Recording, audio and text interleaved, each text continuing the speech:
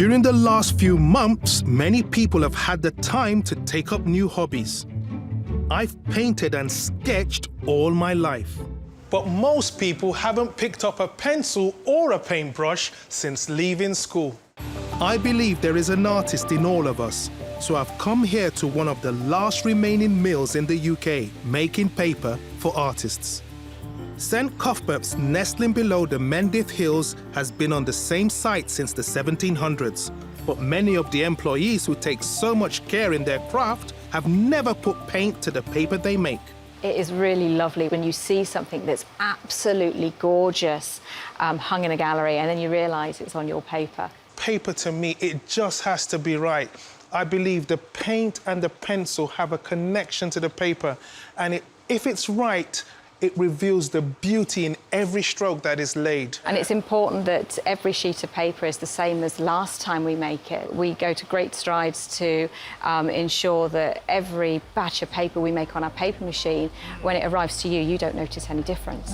The mould press used here at the mill was first installed in 1906 and has been maintained and operated ever since. The paper's unique texture comes from pressing it against woolen felts, and the speed of the rollers determines its thickness.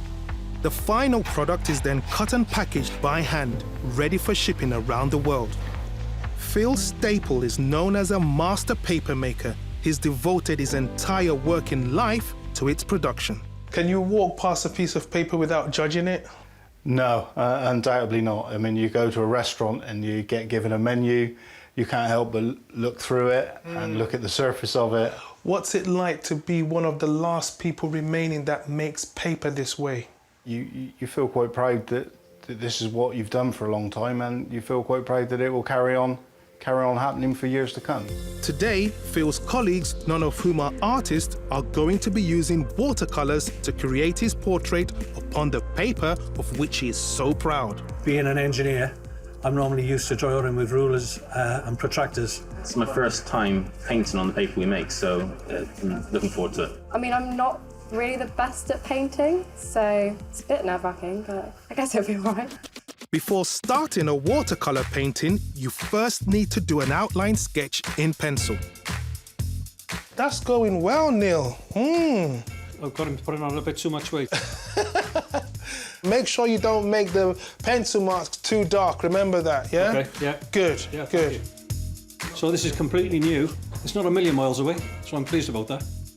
Don't normally get a chance to draw on the papers. It's good to actually feel what it's like. With their light sketches complete, it's time for the paint. First thing I'm going to do is to paint the dark of his face. His hair is a bit light, but I still regard it as a dark, so I'm just going to play a game with it here. Anytime I dip my brush into another colour, I'm always going to clean it out. Let's do it. As my artists apply paint to their paper, the true likeness starts to shine through. It's actually quite nice to just lose yourself in it. I'm enjoying seeing it all come together and making a picture. This is absolutely fantastic. It's nice to be able to actually use the product that we make. It's been lovely to see them put paint to paper. I think it's now time for us to take a look. I love the beauty of the watercolour and the effects it's made on the paper.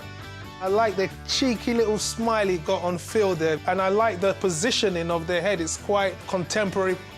I hope you can use this as a springboard to do more creative work in the future. Well done, guys. The experience today was actually really enjoyable.